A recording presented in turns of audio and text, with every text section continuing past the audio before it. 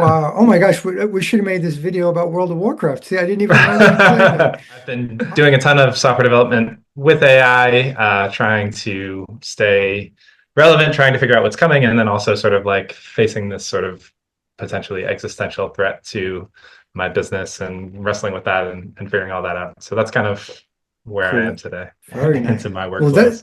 that's a great story. I mean, what a great way to make your point. I mean, building games with your child. The guardrails are definitely important, and I think more and more a lot of work is going into sort of like how do you like give the agent everything it needs in order to validate its work. The point is that And you so can see like, wow, the very realistically in your mind, you can understand the potential of these gained deficiencies and these gained capabilities. They're not pipe dreams. That potential is very realistic for us to achieve. but I have a ton of admiration for her work, and um and I think she's an underappreciated sort of like force in I society do. I and do. All right, so hey everybody, this is Victor Cazzetto, and today I have the pleasure of speaking with Cory, who is the son of Dr. Stephanie Seneff, and this is my first time speaking with him. So, Cory, yeah, great to meet you. We only exchanged just a couple of emails. Thank you for doing this video with me. And I was prompted to contact you, prompted by your mom, Dr. Seneff, by your article on AI that you recently wrote. All right. oh So yeah. yeah, so give me a little bit background or give everybody a little bit of a background about yourself. Yeah, sure. And yeah, it's nice to meet you as well. This we'll see how this goes. This is my first conversation on this topic, I think, on a podcast. So, but Nice. yeah, so my background. I mean, I'm a software developer, I guess. So I grew up obviously with my mom, and following her, went to MIT, did studied computer science and electrical engineering there. Entered the workforce and joined a small company for a friend of mine as sort of like the first employee there. Became CTO of that company, kind of ran the technology side of the house for about 10 years. Then got kind of burnt out, stepped down, and started doing my own stuff. So started basically building passive income generating products online and have Nice. been doing that for about the past 10 years. And one of my biggest sources of income is basically a code base that I sell to other developers who want to build, products online as well. So kind of like I don't know, it's Mhm. very like much we call it like using your own dog food is one of the things we call it in the engineering world, but it's basically like using the tools that I use to build stuff and then selling the tools themselves. Or I guess shipping your sawdust is another analogy. By the way, anyway, so I've been making a living primarily through selling this code base for a long time, and then AI in just the last sort of year has like totally upended everything about coding, including sort of like the market for these types of things. So I've been doing a ton of software development with AI, trying to stay relevant, trying to figure out what's coming, and then also sort of like facing this sort of potentially existential threat to my business and wrestling with that and figuring all that out. So that's kind of where I am Cool. today. Very, very interesting. Yeah, okay, that's excellent. So it's interesting too for me because same thing, my background. And by the way, yeah, you like completely mimicked your mom's path, right? The computer science and the electrical engineering, you said too, right? Um, Yeah, but you have not yet switched over to the biology. biology or anything yet. So Yeah, maybe that's next. maybe it's too soon to talk about that. So for me, what's interesting, where the way the impact that AI is having on you right now, and the way you're viewing it, is almost the opposite for me. Because me, same thing, right? So I most of my life I've been a computer scientist, designing software. So I went from coding to database design, hardware, networking, so basically everything, and then fell in love with design. So like I love doing data analysis and database design, systems analysis, and just designing software. Then I shifted away from that to really focus on the wellness.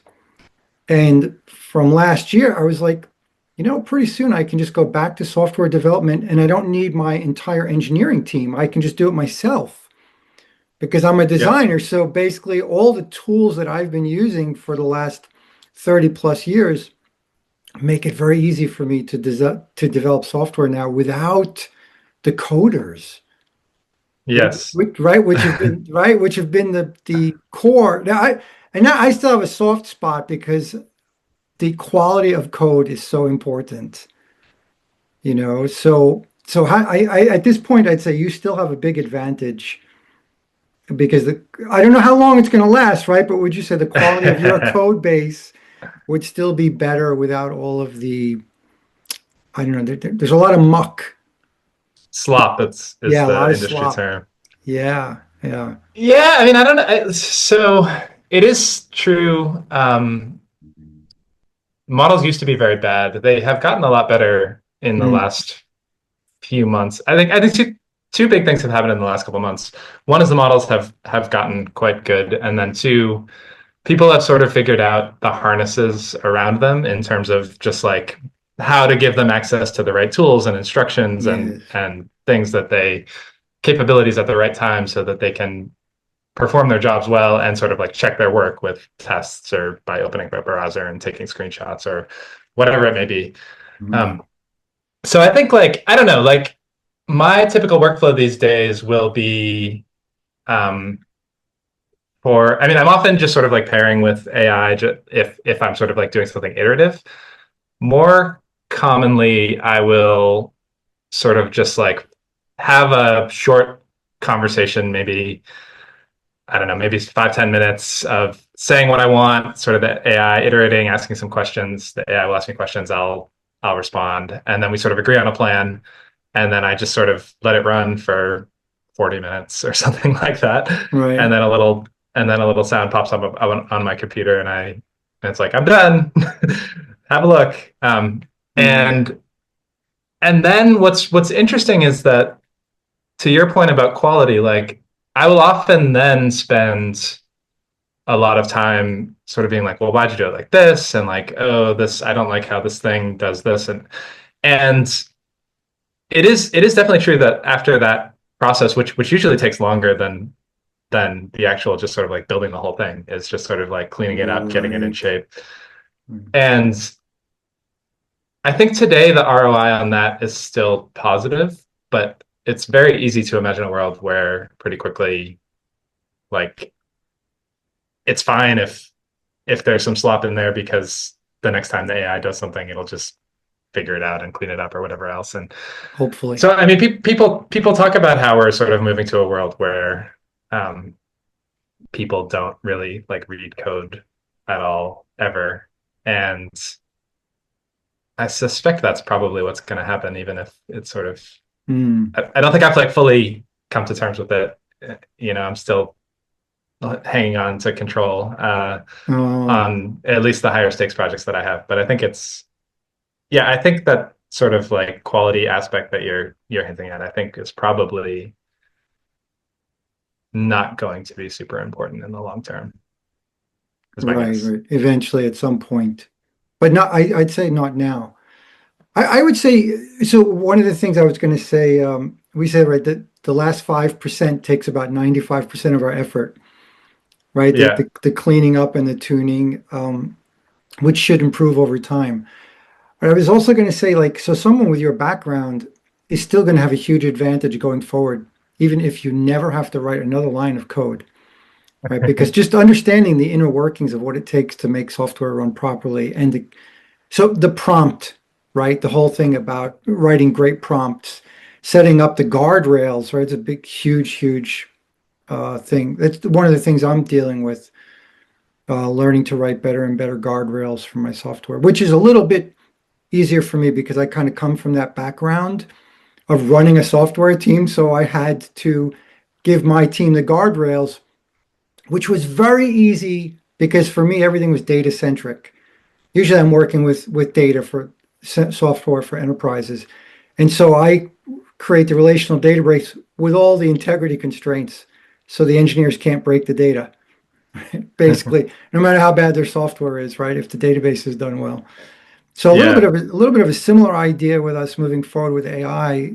The humans, at least at this point, we have to create really good guardrails. So someone like you is, again, right, even if you're not writing a line of code, you're going to be making better guardrails for the AI.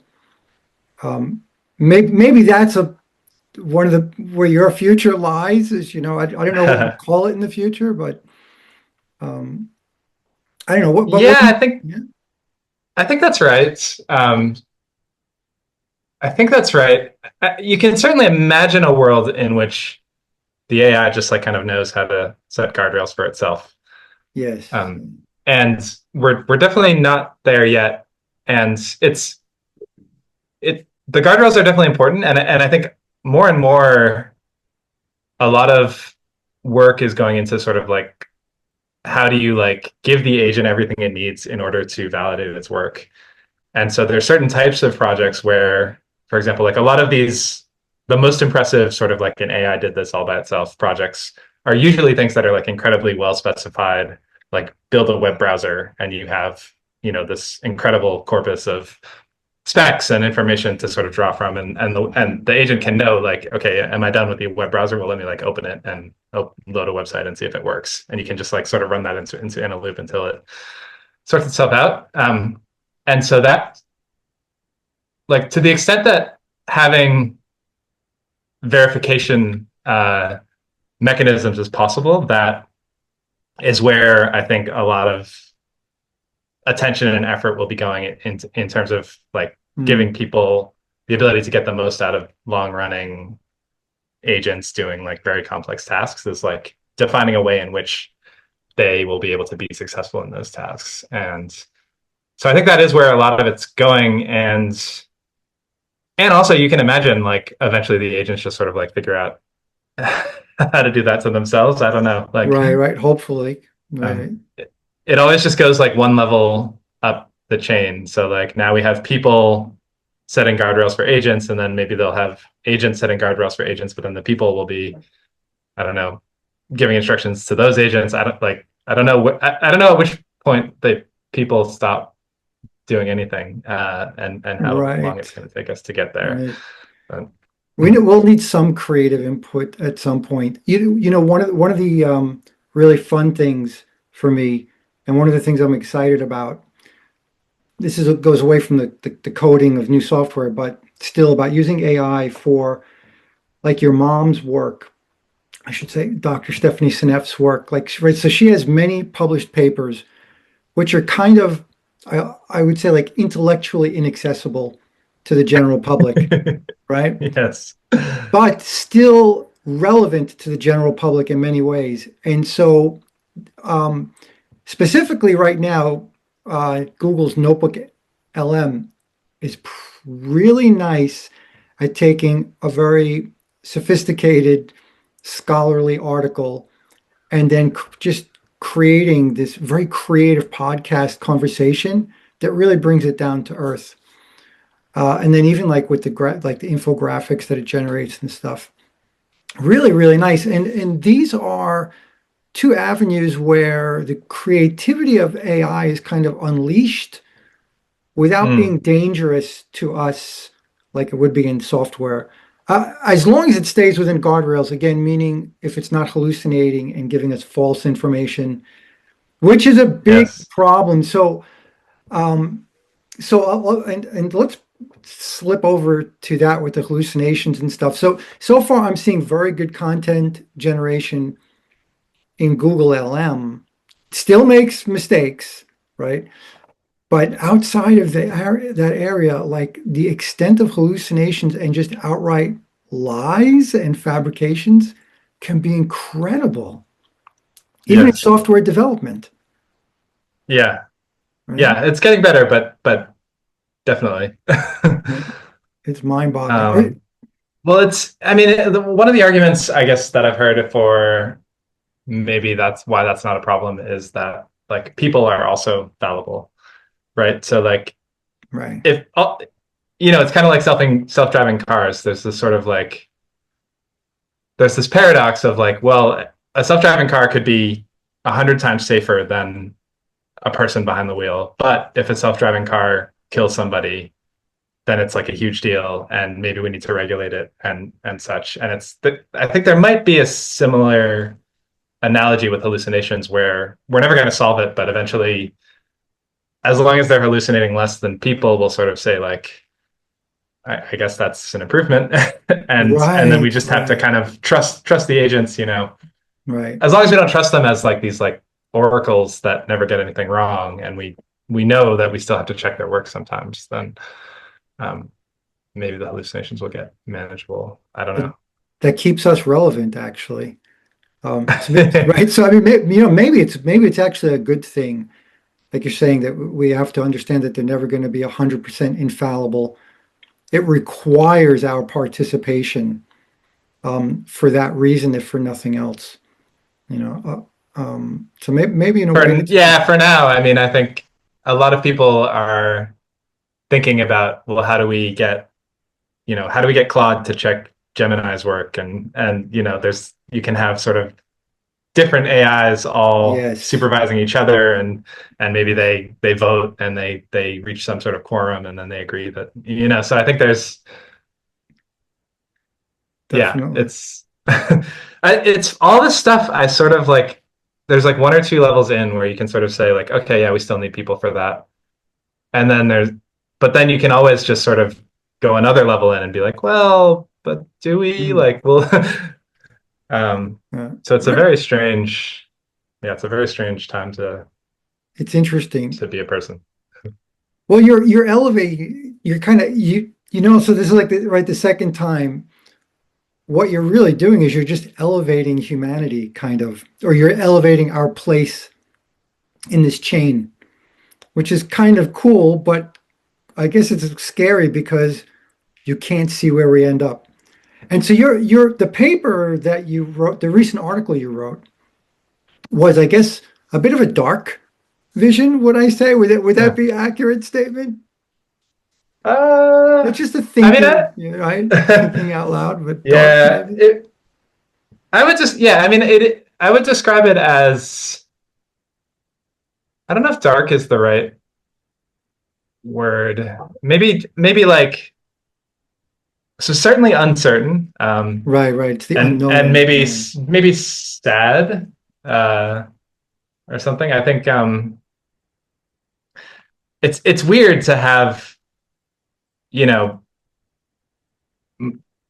20 plus years of effort into like building up a skill, and then to sort of like see, oh, there's this like magic box in a data center somewhere that can pretty much do all that, and then like and all this stuff that you've learned, most of it's no longer relevant anymore, and you have to like figure Mm, out what to do next. Like it's a weird feeling, that I think coders in particular are going through right now, but I suspect it's kind of coming for everybody in one form or right, another. right, right. Um, and so I guess a lot of what I was talking about in that piece was just sort of like going through that sort of journey. And I Mm, joke like I joke sometimes that like I've sort of gone through like the stages of grief with AI. First it's like denial, it's like, yeah, it's not that good, it hallucinates, blah blah blah, and then you're sort of like, mm, you're bargaining, you're like, yeah, it's pretty good, but I'll still be relevant and whatever else. And then I think now I've sort of reached a point of acceptance where it's just like whatever's coming is coming, and I'm, humanity, me, however you want to think about it, mhm. is going to be along for the ride, and we'll kind of have to just see where that goes. But the world is going to change very fast out from under us, and Yes, yes, the way we right. use our brains is going to be very, very different. Yes, absolutely. Well, I like so your, I use the word darkness, but your physical gestures right now really allude to the idea of elevating us. It's just that it feels scary because right, you're trying to figure out, well, what does it mean? Where is our role? What roles are remaining for us? We just can't see it, but yeah, it's going to be there. And that's how I feel that, yeah, we're all going to Yeah. be elevated once we accept and embrace that we let the AI elevate us to something else, right? Because I guess, maybe at this moment in time, or maybe not today, but very recently, you're feeling obsoleted by the AI, like you said, like 20 years. But that 20 years of experience, the value of that is never going to disappear. I think, right? It's just you have to wait for the AI landscape to set up where your experience can be applied again and again, right? From different perspectives, different roles, I guess. I mean, at least that's the way I look at it, because like I'm kind of experiencing that now. I'm suddenly like, okay, wow, my skill sets from 40, 30 years ago are perfectly suited for what's coming now. Hmm. So for me, I'm seeing maybe a little bit opposite from what many people are seeing. So I'm very excited, but I'm also extremely optimistic no matter what happens, right? I mean, Yeah. you can drop me off naked in the desert and I'll just be like, wow, the sand is beautiful here. It's there's some of that there, but um Yeah. yeah, so I was intrigued by your article and I could totally agree. Like I said, I use the word darkness, but maybe it's wrong. It's just that whole open the uncertainty is extreme, right? Yeah. That's Yeah, I think extreme. that's right. Yeah, it's extreme, the uncertainty, the unknowing. It's going to be a fun ride. Yeah. Yeah. Yeah, yeah. So, Definitely. And it is like mm, as much as I complain, like it's it's also true that you can you can do amazing things with mm, computers now, and mm, you need very little skill to do it. So I think most of the people who are having the most fun are the that I know are the people who are just sort of like not worrying too much about the code, focusing on the outcomes, and just sort of like trying to like build a bunch of cool stuff. And I've had for the past like week or so, I've just been building games with my kids with AI and just like because nice. it's crazy. Like you can I've never made a game before in my life. But I just like sat down with my 7 year old and I was like, what kind of game do you want to make? And then just like he told me and I just Wow. talked into my computer and then, 10 minutes later we were like playing and then we were like finding bugs together and we were like adding levels but it was this amazing fun and interesting experience and um it's just wild to imagine because I mean, first of all, like before, like there's like these things like Scratch or whatever that are these programs that are designed to teach kids how to code. Mm, And it's they break it down into these sort of very simple, almost like drag and drop. You can like sort of like pull things together, and they're just teaching them the concepts of like loops right. and if else and that type of stuff.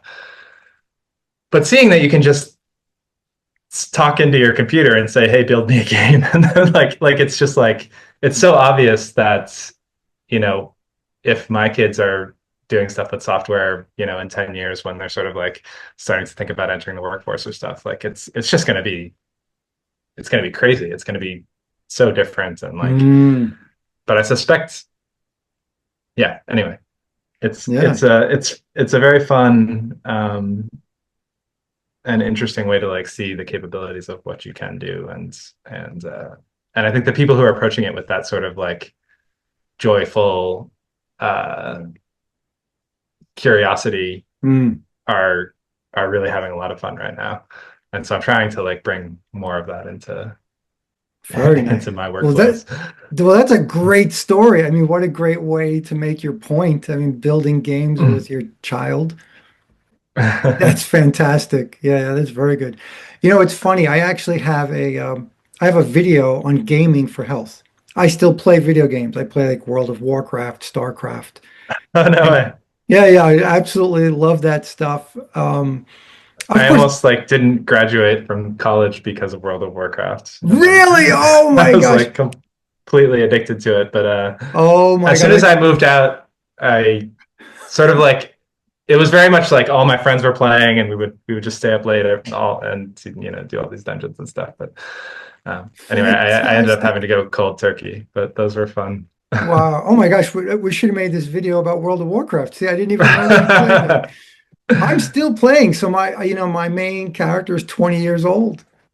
Wow, that's crazy. Yeah, I basically have two mains that I fell in love with. But well, okay. I'm going to try to avoid talking about that because we could easily, it'll become a 6 hour video if we start talking. You've really piqued my curiosity though, but that's just getting that much out of you is fantastic. So here we have, you were at MIT playing World of Warcraft. That's fantastic. So I think it's great. Um, Wow. All right. I got to try to get that out of my head because I actually, I really do. I think it can be so valuable. But of course, as you pointed out, right, the addictive potential, like anything we fall in love with, we can relate AI the same way, even, Yep. right? The same way. I mean, wow, it's just so awe-inspiring. I think people can lose their way making things that the world does not need, so totally unproductive Yeah. use of time. And I wanted to speak to your point also that you're making about like the idea, like so when we go into programming, like kids are learning it's a thinking like procedural languages, right? We learn this procedural thought. And if we're doing it, and when we learn SQL, for example, now we're learning a very different way. We're learning like set theory. It's a very different way of programming for data. But now with the LLMs, with AI, wow, it's just again another totally different way of communicating to develop things.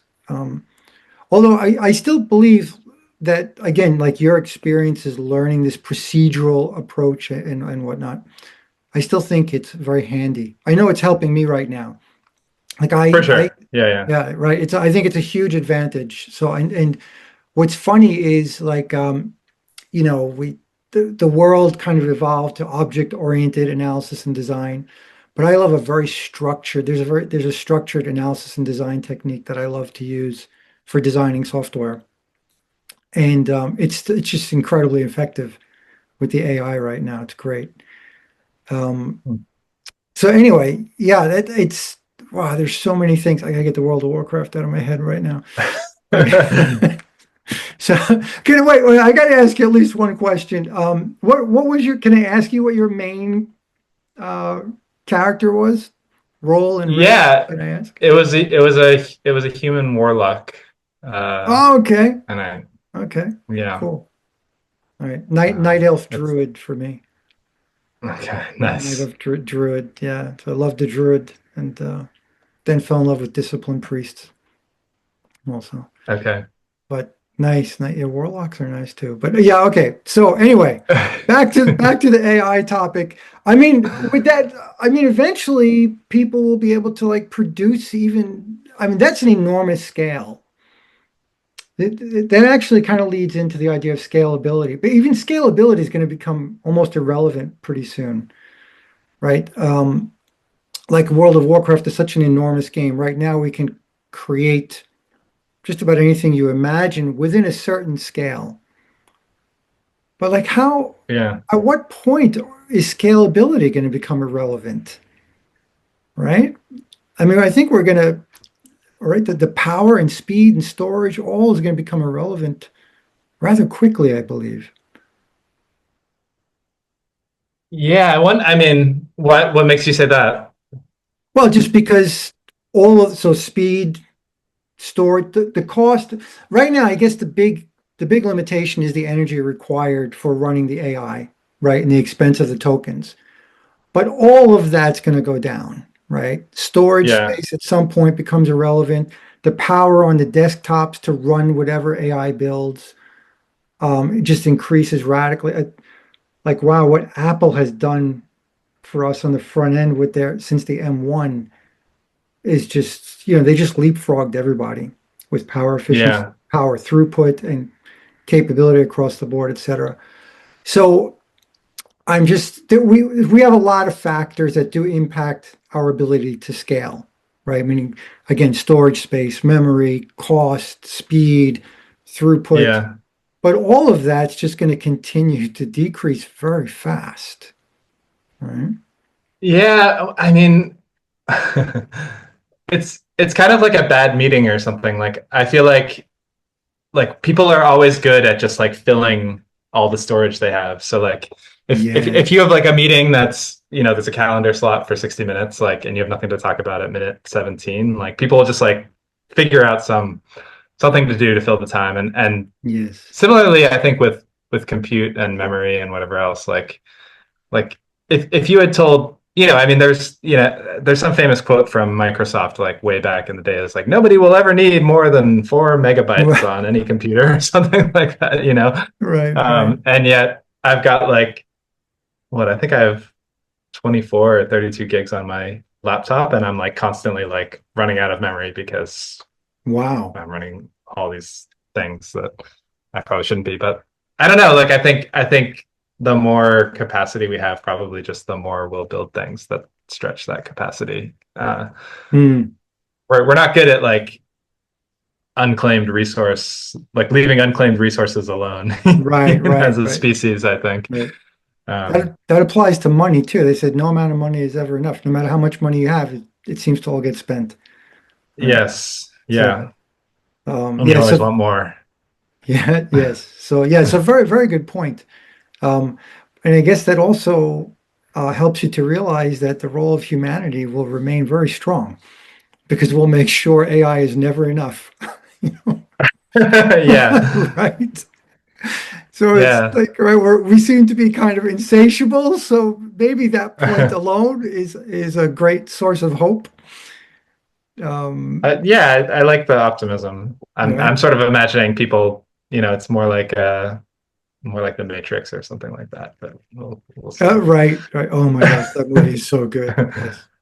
Yeah, you know what? I'll even weave in another, and again, maybe this is my crazy optimism, but one of the things that has always disturbed me. So I was in Japan for 30 years, and they are kind of in a panic about the population crisis, and even in the US, there's always this talk, this doomsday talk. Oh my gosh, we don't have enough young people to support the aging population. We need to always increase. And I'm like, no, because the youth are going to become so much more efficient and effective at creating wealth. And so it doesn't matter. And actually, a declining population is really better. So I hate the artificial pressure of increasing the artificial need for population growth. Right. So again, Yeah, right? I Yeah. totally agree with you. I was listening to I don't know, I think it was like Mark Andreessen on a podcast the other day, but he was talking about how yeah, if the population doesn't grow, then the economy doesn't grow, and then there's some sort of like global collapse or something. But it doesn't make any sense to me. Right. Like if Right. Right. if quality of life is getting better, it doesn't matter how many people there are. And obviously, Right. like technology is going to make us more efficient and make our lives more comfortable and whatever else. Yeah, the whole population growth thing. I agree. It doesn't. Right. I think it's like something to do with people with money in certain systems need those systems to grow in order for their money to grow or something like that, and then so they really care about Right. population growth. But I agree in terms of just sort of like the happiness of humanity. It seems like I don't know, like 7 billion seems like an okay number. Like Right. Yeah. Yeah. we Exactly. go down a few, give some Right. land back to the animals, maybe. I don't know. Like, Right. Right. Yes. Yes. um, So yeah. Well, that's cool that we're aligned on that. Yeah. And I um, guess it makes sense to me that you would agree too, because you being so deeply embedded in the technology field. So your visions of the potential of the future would be more extreme. You can see, and that what extreme even for good or bad, right? But the point is that you can see like, wow, the very realistically in your mind, you can understand the potential of these gained efficiencies and these gained capabilities. They're not pipe dreams. That potential is very realistic for us to achieve. Right? We don't just need to keep raising human cattle. It's Yeah. right. So, Yeah, for I sure. yeah, but and unfortunately, like you mentioned, right, a lot of businesses that's kind of what they're depending on. They just want just more consumers, more human cattle, for lack of a better term, Yeah. unfortunately. But um, Yeah. very, very cool. Let me, if it's okay, if you still have more time, I wanted to try to pivot a little bit to try to learn a little bit more about you, maybe. I mean, so other than I won't talk about World of Warcraft anymore, but other than other than the field of computer science and the software development, so you mentioned, so I know you have a family, and actually I know from your mom, Dr. Sinef, yes, you guys have a very big family, actually. Um, Yeah, well, she's got a huge, I mean, she's got seven brothers and sisters, mm, and then four kids. So I've got three brothers, and then we've all got at least two kids each. So yeah, there's a lot of us now. nice. A lot of grandchildren. I remember, I had forgotten the number, but she had told me at one point, I was like, man, you have been like just so busy in life. And right, which Yeah, I is think it's very cool. 11, and Wow. ours were 10 and 11. So by that time, they were kind of, been there, done that. Nice, nice, very nice. And is it okay for me to mention you're living in South Africa, right? Yes. Right, right. So that's cool. And she's over there in Hawaii. Yeah.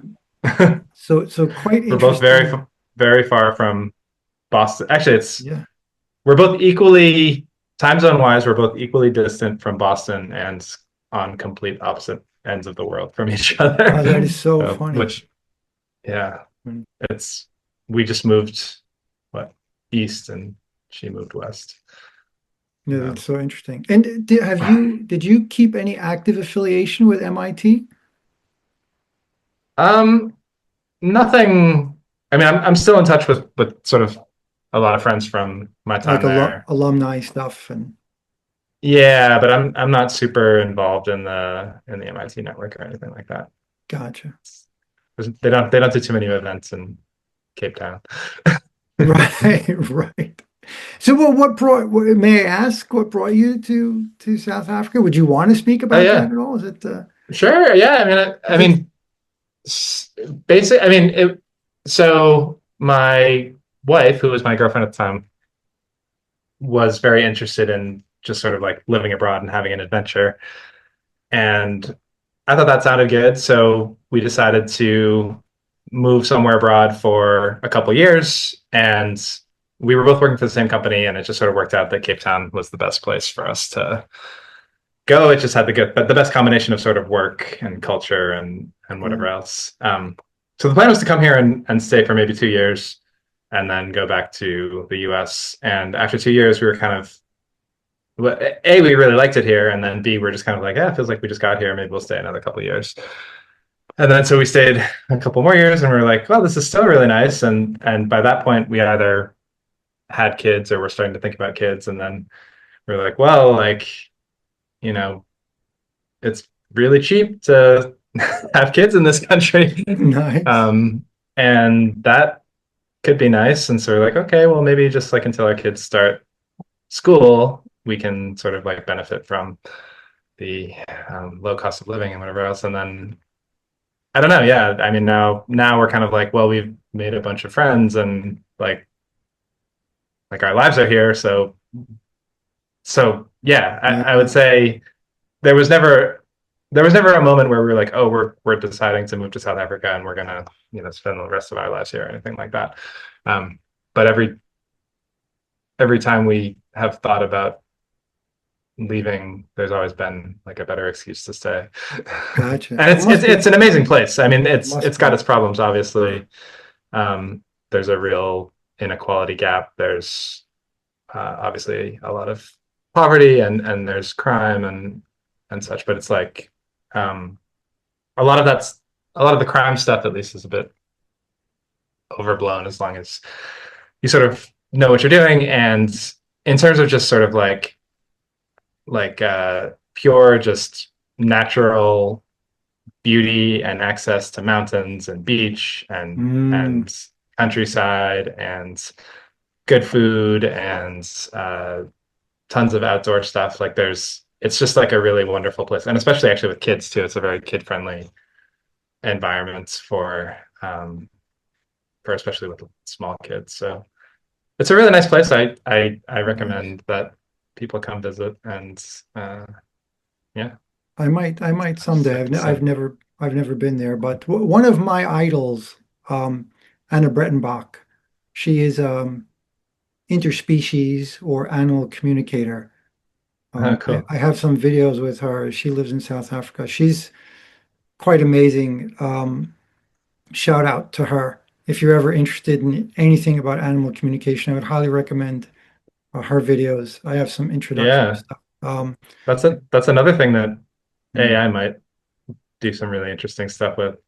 Yes, yes. It's interesting that you say that because, yeah, a lot of people, there's a lot of perspectives that AI is just going to become an extension for us, a bridge for us, another way for us to express and extend our own capabilities, a mirror for us. That's the way I see it moving forward. Um, yeah, there's so Yeah. much, and like I said, so much unknown ahead of us, but I think a lot to be excited about, a lot of potential.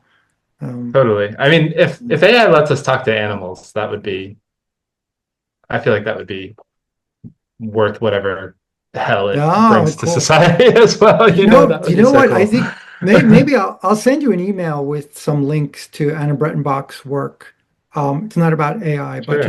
just about our own innate abilities, and in particular, there's a documentary on her even, and I have a couple of my own Q&As with her. Um, but I'll point you to something and that you would love, like your children would absolutely love, like unbelievable. And it's one of I use her work as a way to open people's minds to what's possible Mm, in the future. And just like I wanted to speak with you about AI for a similar reason to help open people's minds to what's possible for the future with AI. Um, and while the cautious ones among us, the ones that are most fearful are the ones that are going to help us get the guardrails in place and direct it in the right direction, right? So we need a balance, right? And we got to find our center point. We can be optimistic, but we need to help steer it in the right direction, etc. So mm. anyway, I'm so glad. I'm just looking at the clock. We've already been going for like 45 minutes. Um, about but this has been really great. And I was thinking Yeah, cool. I was going to speak more about Dr. Sneff's work, but that's okay. I gave a shout out to your mom a couple of times. Um, and of course, she's the Yeah. one, she gave a shout out to you. She mentioned you in an email to me and pointed me to your article. And as I said, I wanted to be ignorant when we had this first conversation. It's kind of fun. Uh, keep, Yeah. keeps it genuine. Um, Yeah. No, that's cool. It's good we didn't talk too much about her work because, that thing you were talking about with the intellectually difficult, mhm. uh, that would have revealed how little I understand about everything that she's been doing. But I have a ton of admiration for her work and um, and I think she's an underappreciated sort of like force in society I and do. I think so. I think so. So I've fallen in love with your mom's work because, and even her, because my efforts and hers dovetail so perfectly. And I actually contacted her, because I had a conversation with Dr. Judy Mikovits, and I was talking about sulfur, MSM, and the sulfation pathway. She goes, "Oh, you should be speaking to Dr. Stephanie Seneff about that. She's like one of the world leaders on that stuff." Um, or Dr. Mike Vince said something to that effect. So I reached out, and your mom was so gracious, and we just immediately made a good connection. So yeah, I think her Oh, work. So cool. I'm trying to make her work more accessible because Yeah, that's great. That's been a I goal of mine for a long time, but I just have never had time to really do much with yeah, it. yeah, Yeah. it is definitely difficult, but I'm obviously I'm not in the weeds of the science like she is because I'm more from I'm a wellness practitioner is actually that's my main focus now, right? So on the solution end, the things that I talk about, just her work supports what I'm saying is true, Mhm. right? And Yeah, so and then the AI is helping me to bridge that gap. So nice. Yeah. where, I mean, I have a bunch of videos with her, which are still mostly too inaccessible for the general public. But the idea is I want to start using AI more and more because I'm just seeing, I've already been doing that. And I'm like, wow, it's so much better than trying to listen to me or trying to listen even to me and her. Um, so yeah, but anyway, yeah, I'm grateful to your mom and grateful, for her efforts and even for introducing me to you. So this has been Yeah, yeah, a cool. This treat. is this was fun. Yeah, this is a treat. All right, so I guess I'll let you go, but thank you again for that. It's really been fun, and at the very least, let me stop this recording. So thanks everyone for listening.